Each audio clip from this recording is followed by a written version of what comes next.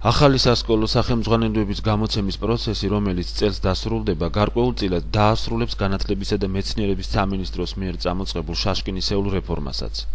როგორც სამინისტროში აცხადებენ, სასკოლო სახელმძღვანელოები რამდენიმე წელი აღარ შეიცვლება და 10 ლარზე მეტი აღარ ეღირება. განათლების რეფორმა და სახელმძღვანელოების საკითხი ჯერ კიდევ ლომაიას მინისტრობის დროს იყო საყოველთაო განხილვის საგანი. მაშინ სკოლებს ერთი და იგივე საგანში სხვადასხვა ავტორებისა და გამომცემლობების მიერ გამოშვებული წიგნებიდან არჩევანის გაკეთების საშუალება ჰქონდათ.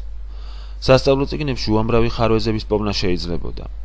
შაშკინის უწყებამ კი ეს ხარვეზები ავტორებს, გამომცემლობებს და არასრულყოფილ ეროვნულ სასწავლო გეგმას დააბრალა და ვითარების გამოსწორებას იმით შეეცადა, რომ შეიმუშავა მრავალწლიანი ეროვნული სასწავლო გეგმა. სახელმძღვანელოების არჩევანის უფლება მოსპო და მხოლოდ ცალკეულ გამომცემლობებს აუნთო მწვანე შუქი, რითაც ისინი ბაზარზე მონოპოლის უფლებით უზრუნველყო. შემდგომი 5 წლის განმავლობაში ამ მხრივ მდგომარეობა აღარ შეიცვლება. პირველად ასეთი უალტერნატივა სახელმძღვანელოები შაშკინის მინისტრობის გარეჟრაჟზე გამოიცა. სახელმძღვანელოების უმეტესობის კონკურსში გამომცემლობა ლოგოს პრესმა გაიმარჯვა და მონოპოლისტად იქცა, რითაც საკმაოდ სოლიდური შემოსავალიც მიიღო.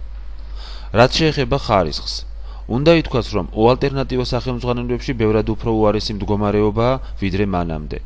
შესასწავლი მასალის უმეტესობა რთული და ასაკობრივად შეუსაბამოა. ხშირად წინადადებები სტილისტურად გაუმართავია. გვხდება ნორმაზე მეტი უცხო სიტყვა, რთული აქტივობები და თვალში საცემი ფაქტობრივი შეცდომებიც კი.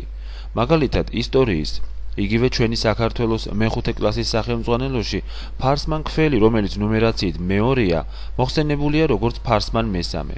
გვხდება ტავტოლოგიაც, მაგალითად ასეთი.